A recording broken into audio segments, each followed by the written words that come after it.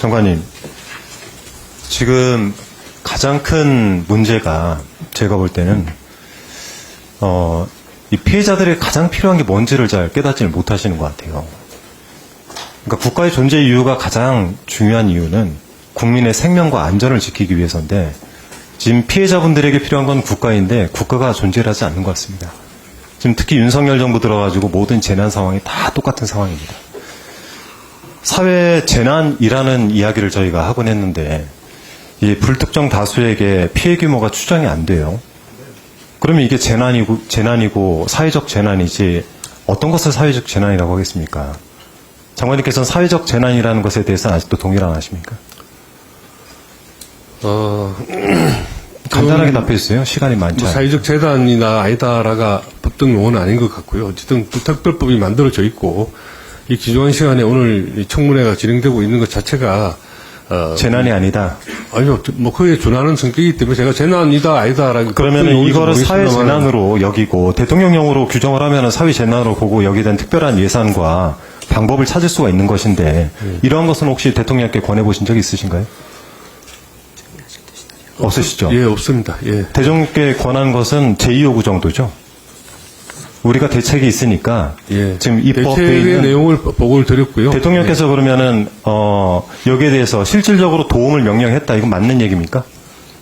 실질적인 도움이 되는 조치를 취해라.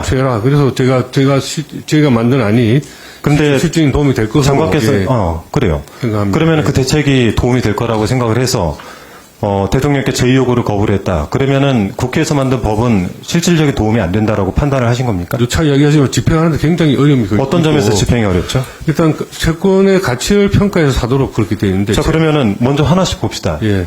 채권 평가가 기술적으로 어렵다라고 말씀을 하셨어요. 네. 자, 기술적으로는 어려울 수 있지만은 인력을 사용하면은 평가할 수 있습니까? 없습니까? 없습니다. 인력을 사용하면 평가할 수 없다. 예, 사람 손이 간다고 판단할 수 있는 게 아닙니다. 자, 보세요. 이 피해자들은 채권 평가 금액을 알고 있을까요? 없을까요? 본인들이. 모르죠.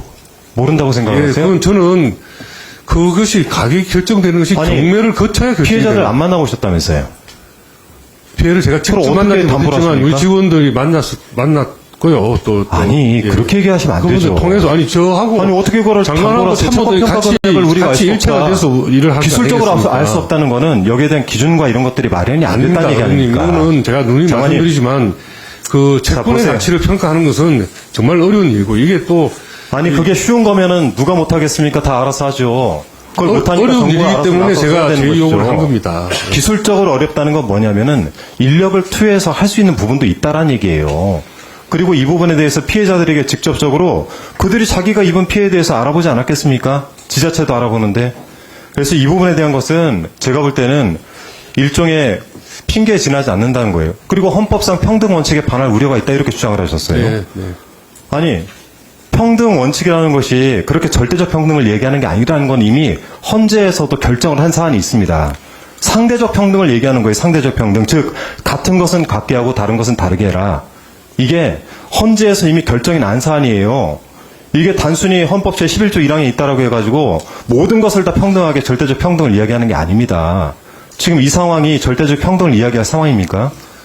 아까 이 사건이 개인적인 잘못 이건 사건이 아니에요. 사태가 개인적인 책임 문제냐 그렇지 않으면 사회 시스템이나 이런 것의 문제냐. 자, 그러면은 말씀이 많이 대책을 가지고 드렸었는데 하나만 얘기해 봅시다. 마지막 예. 시간이 1분밖에 안 남았으니까요. 27일 발표를 보면은 우선 매수권을 어쨌든 양도하고 경매를 통해서 매입을 하고 피해자에게 장기 제공을 하는 것이 첫 번째 골자입니다. 네. 자, 그런데 경매 매입에 드는 시간이 얼마나 드는지 혹시 알고 계세요? 지금 현재는 1년 반 정도의 시간이 걸립니다. 그렇죠. 지금 97% 대입 현재 물건 97%가 낙찰까지 1년 걸립니다. 예. 그리고 특히 48.7%가 3년 이상 걸려요. 평균 1년 반 정도 걸린다고 하고 있습니다. 굉장히 오래 걸립니다. 지금 제일 중요한 것이 뭐라고 생각하십니까? 시급한 상황에 시급하게 이분들 구제를 해줘야 되는데 지금 이러한 제도만 가지고는 빠르게 구제를 하기 어렵다는 것이 지금 국회에서의 이야기인 거예요. 여기에 대한 대책이 명확하게 나와 있다고 생각하세요? 그래서 이분들이 시급한 것은 주거 안정을 취하는 겁니다. 원래 이분들이 그 돈을 가지고 아니, 그러면 의원님, 한마디만 딱 웃으실 일이 아니고 이 돈을 여기에 가지고 대해서 사업을 마지막 하시던 돈이 한마디만 아니고 제가 집을 추가 사시던 집 질의할게요. 아닙니까? 그래서 그 사시던 집에 계속해서 안정적으로 사시게 해드리는 게 제일 시급한 것이죠. 그건 뿐만 아니라 지금 생명과 본인들의 재산과 안전에 문제가 생겼기 때문에 이거를 국가에 의존하고 도와달라고 지금 요청을 드리고 있는 것입니다. 그래서 집을 국가의 대책 자체가 이분들에게 그런 시의성을 제공하고 있느냐를 묻고 있는 거예요. 사실은 되게 원래대로 평온하게 사실 수 있도록 도와드리고요. 그리고 최대한 이 사고가 발생한 전세 보증금을 최대한 많이 찾아드릴 수 있도록 노력해드리겠습니다라는 게 정부의 약속입니다. 사태가 발생하기 전의 상태로 돌려드리지는 못하겠지만 어쨌든 사시던 집을 안정적으로 사실 수 있도록 해드리고 가능한 한 범위 내에서 최대한 많은 그 금전적인 손해를 보전해드릴 수 있도록 하겠습니다라는 것이 정부의 약속이거든요. 저희 대책 골자이기도 하고요. 안 쓰고 시간을 좀 더 주시면 안 됩니까? 마무리를 하게. 그래 하세요.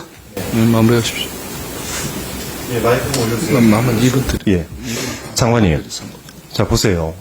정부의 대책이 요번 27일 대책 4가지를, 중점 사안 4가지를 보면은 피해자들이 기본적으로 정책을 좀 바꿨으면 좋겠다는 문제 지적 사안에 대해서 접근을 많이 하셨어요. 그건 인정을 합니다. 하지만 단순한 경매 매입을 통해 가지고 1년 이상 걸리는 이 경매 제도를 통해서 이분들에 대해서 피해 구제를 하기에는 시기적으로나 시의성이 굉장히 떨어진다.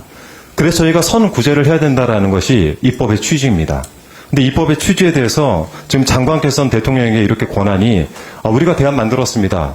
이게 좋은 겁니다. 그러니까 대통령께서는 그래 그게 맞겠네라고 당장 결정을 하셨나요? 예, 고민을 하셨습니까? 대통령께 오늘 이 자리에서 나온 것처럼 아주 세세한 사항에 대한 질의응답을 하지는 못했습니다. 그러면 이렇게 해서 말씀을 드렸고 질문할게요. 예. 그러면 이렇게 해가지고 저희가 대안을 마련했는데 그러면 지금 국회에서 본회의를 통과한 법안은 제2요구를 하셔야 됩니다라고 했을 때 대통령께서 바로 뭐라고 하셨습니까? 저희 요구에 대해서는 제가 말씀드린 적이 없고요. 정확하게 정부가 제2요구를 대통령께 권했다면서. 그거는 이제 용산 참모진을 통해서 이야기를 했고 제가 보고 드렸을 때는 저희가 5월 27일 발표한 안에 대해서 사실 그보다 훨씬 전에 보고를 드려서 지금 국회를 야당이 당시 자, 그러면 질문을 좀 바꿔볼게요. 예. 제2요구를 그렇게 참모진에게 전달해서 대통령으로부터는 어떤 답변이 왔습니까? 참모진을 통해서 의견 하나 없이 그냥 그렇게 하자라고 하세요? 그래서 결국 그 국무회에서 제2 요구가 가결이 되었습니다. 예, 대통령이 따로 그거에 대해서 답을 주신 건 아니지만 그래서 아니 대통령이 처음 가가지고 얘기했을 때는 여기에 대해서 신속하게 피해자들을 실질적으로 도움을 줄 수 있도록 명령을 했다면서요. 예, 그래서 그 박 장관이 보고안이 실질적인 도움이 되겠네라는 취지의 그런 리액션을 하셨고요. 제가 그런데 정확하게 장관님께서는 기억이 안 실질적으로 납니다만 피해자들하고 한 번도 만나본 적도 없으시다면서요. 저희 뒤에 있는 참모들이 저를 대신해서 만났습니다. 근데 제가 참모들이 직접 제2요구도 참모들이 그럼 권했습니까? 제2 요구를 요청하는 주체는 장관이 하는 거죠. 장관이 하는 건데 그러면 국회에 대해서 제가 말씀드린 대로 내가 이걸 예산을 집행할 방법이 없다. 왜냐하면은 이 전체가 예산 추계도 안 되고 채권 평가가 기술적으로도 굉장히 어렵다. 제가 말씀드린 대로 헌법상으로 평등 원칙은 장관님이 틀렸어요. 자, 그러면은 앞에 거 하나만 보면 평가가 기술적으로 어렵고 예산 추계가 어렵다. 이거 극복할 수 없는 문제입니까? 어림잡아서라도 예산이 추계되지 않아요? 아니, 이런 노력도 없이 참모들의 얘기를 듣고, 들어보세요. 참모들의 얘기를 듣고 장관께서는 피해자들을 만나본 적도 없고 대통령한테는 제2요구를 했어요. 대통령 여기에 대해서 이견 하나도 없고 그냥 국무회의에서 땅땅땅 쳐가지고 제2요구를 한 거 아닙니까? 이래서 책임감이 없다는 얘기를 지금 듣고 계시는 거예요. 그래서 국회에서 나는 지금 입법청문회이기 때문에 입법사안에 대해서도 명확하게 들으시고 어떤 것이 좋은지 그 대안을 마련하는 자리이기 때문에 더 고민하시라는 얘기를 하는 겁니다. 네네. 저 오늘 하루 종일 의원님들한테 여러 가지 대안과 지적을 듣고 있기 때문에 충분히 제가 공감하시는 말씀도 많이 하셨고 그래서 어쨌든 여러 의원님들이 주시는 지적들이 아까 어느 의원님이셨나요? 이춘석 의원님이신가요? 말씀하신 것처럼 가능한 많은 구제를 가능한 빠른 시간 내에 해주자 하는 것이 공통된 뜻인 것 같습니다. 거기에다가 그리고 사각지대 없이 저희는 어쨌든 기본적으로 그런 안들이 만들어질 수 있도록 국회 입법 과정에서 충분한 열린 마음으로 논의를 진행하겠다라고 제가 모두 인사 말씀에서도 드렸고요. 오늘 한준호 의원 지적하신 것들도 사실은 뭐 이런저런 이 지적 사항들 말고는 기본적으로는 같은 뜻의 질이라고 생각을 하십니다. 그렇게 새겨 듣고 좋은 실질적으로 도움이 되는 가능한 최대한 도움이 되는 안을 만들 수 있도록 그렇게 노력하겠습니다.